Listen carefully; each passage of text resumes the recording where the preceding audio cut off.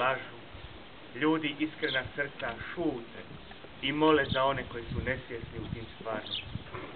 Budite Krist sada, suživljavajte se s njime, da bi vam srca bila što jača, ne oslanjajući se na ljude i ljudsku hvalu, već na Boga i Božje milosrđe. To neka vas prati kroz ove svete liturgije ove svete obrede.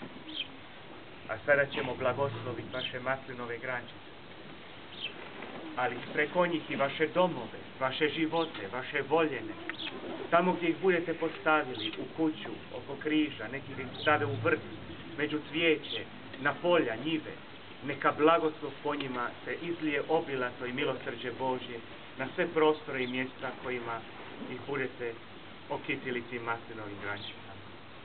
Gospodin s vama, i s duhom tvojim. Blagoslovio Bog ove maslinove grančice, simbol mira, ljubavi, Božjeg dostojanstva, Božje pobjede nad smrću i svakim zlim. Po njima blagoslovio Bog i vaša srca i živote, vaše voljene domove, njive, polja, materijalna dobra vaša, sve one ljude koje susrećete kroz život, svaki korak vaše budućnosti. Neka vas Bog čuva i štiti od svakoga zla, teških bolesti, tuče, nepripravnih smrti, saobraćajnih nesreća, ljudske zlobe i sotonskih napastovanja i zamki. I blagoslov Boga trojedinoga, blagoslov srca Margina, blagoslov anđela, arkanđela, vlasti i gospodstva, sišla na ove maslinove grane u ime Oca i Sina i Duha Svetoga. Amen.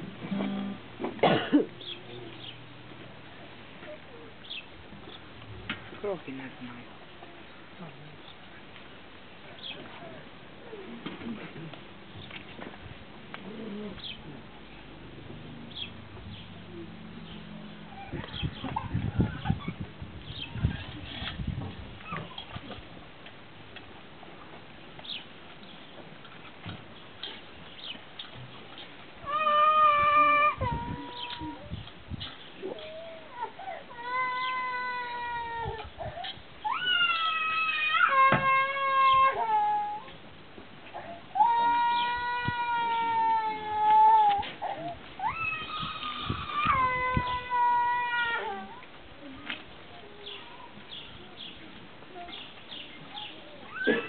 Gospodin s vama.